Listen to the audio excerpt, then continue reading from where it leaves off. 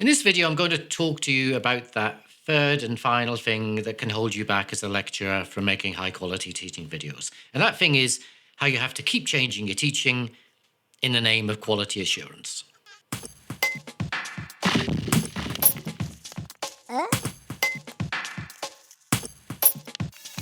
Some universities have quality assurance processes that see change as a sign of quality. So if your teaching doesn't change from one term to the next, your teaching is at risk of being viewed as stagnant and lacking quality.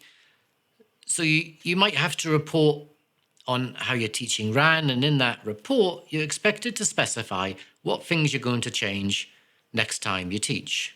There's an expectation that you will change something. And that's coupled with an increased emphasis placed on student feedback that's delivered via these anonymous student satisfaction surveys.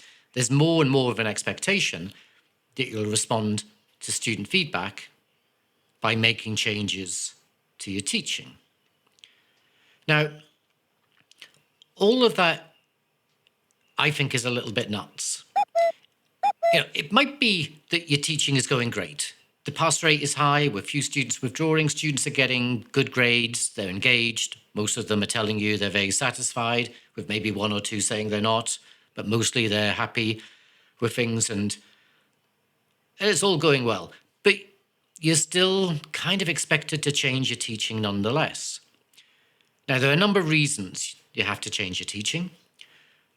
One is tied to governance. Your teaching has to be delivered in a way that complies with university policy. And if that policy changes, then your teaching might have to change. And policies can change quite often through being updated because of changes in the legislative framework around higher education, or more often because of internal university policies that have become a bit out of date or have been reconsidered by new people coming in. And on top of that, lecturers have to undertake a quality appraisal of how their teaching ran. And this often requires the lecturer specifying those things that they're going to change about their teaching. And that's where that implicit assumption comes in, that teaching delivery will be going through a continual process of renewal and improvement that requires changes of some type or other in how the teaching's delivered. And all of that means that as a lecturer, you're often finding yourself having to make changes to your teaching and having to do that often. And here's the problem. With each change to your teaching, you lose the ability to properly appraise how your teaching went. Each change makes quality appraisal harder because when you implement a change, you want to be able to evaluate the outcome of that change. And you do that by a comparison between your new teaching with your previous teaching. And you might want to look at such outcomes as pass rates, withdrawals, grades, satisfaction levels, engagement, and so on. But if you change more than one thing, or more than one thing changes at once, then it becomes much harder to evaluate which of those changes led to which of those outcomes. And the problem is that there is one thing that always changes when you're teaching from one term to the next, which is the students. Each term you're teaching a new cohort of students. So whatever change you make to your teaching is on top of that underlying change, that changing student cohort. And whatever change you make to your teaching becomes really difficult to disentangle from that change in the student cohort. It's called the cohort effect. So the outcomes of your teaching, maybe the outcomes have changed because the group of students you're teaching has changed. And is that the case or not? You don't know because your teaching's changed as well as the student cohort has changed. So it actually makes quality assurance much harder in many ways.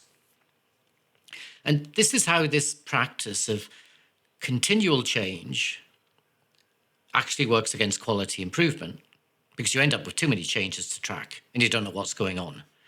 If you remember from the previous video, that you may already be having to change your assessments each time you teach. That's happening in some universities. So you've got a change in the student cohort, a change in the assessments, and then a whole load of other changes necessitated by quality assurance processes. So it becomes completely indecipherable when you're trying to understand what change leads to what outcome. And the effect of this madness, I think it's a bit mad, is that you're left with little or no opportunity to invest in developing high-quality teaching resources, because you can't guarantee that you'll be able to use those resources for more than one time because of this obsession with changing everything. So that's the third thing.